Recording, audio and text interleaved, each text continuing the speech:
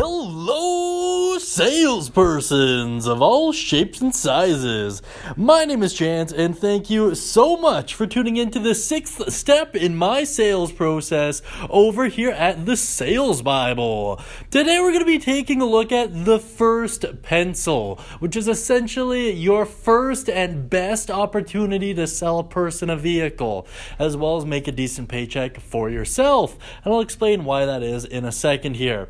The estimated time for this step will be between 5 to 10 minutes. As you get more comfortable with it, you'll be able to do it quicker. And as you get better at doing the previous steps in this process, you'll also be able to do it with more and more confidence.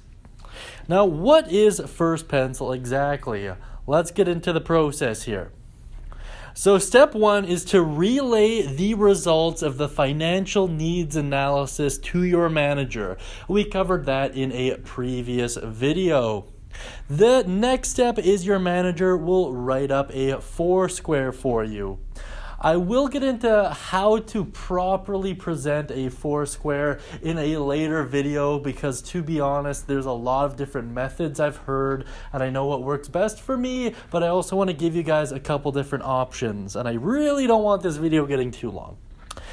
And then you're going to use that 4-square to present numbers to the customer and ask for the business.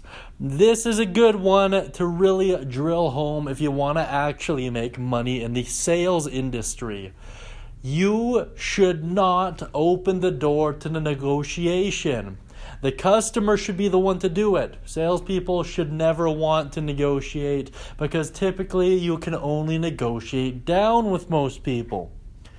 The customer will usually say something to the following: I love the vehicle, but I need a lower price. Now, technically speaking, if you present with enough confidence, it's usually possible about a third of the time to get them to sign on first pencil. And when you do that, you're looked at as a king. Essentially, it's a good feeling.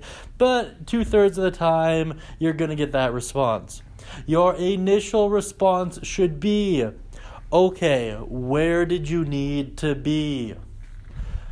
Now, this is another point to really drive home if you want to stay on your manager's good graces and if you want to be able to move some metal. Always get an offer before you go back to your manager. I need you to repeat that a couple times or write it down or whatever you're doing. Just commit that to memory. If you do not get an offer, you do not get out of your seat. Do I make myself clear? Great.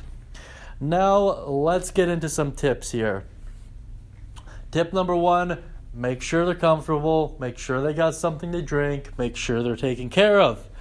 Tip 2, move quick. Time kills deals, especially at this stage. If you move fast enough, they'll still have all that excitement from the test drive, and that's where you want to hit them. Strike while the iron's hot. Tip 3, after you're done with the initial presentation of numbers and after you ask for their business, stay quiet. You extend your hand with the pen and you just stay quiet. And then you let them make the next move. You do not make the next move.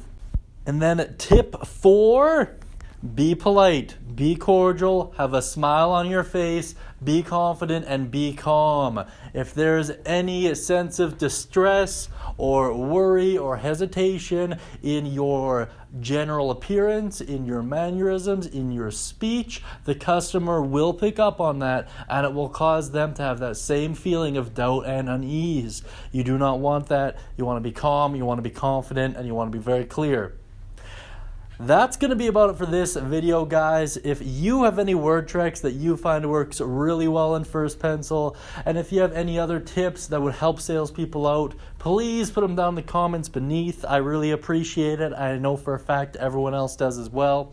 That being said, guys, thank you so much for tuning in today. I really do appreciate it. I hope you all have a wonderful day, and as always, happy selling.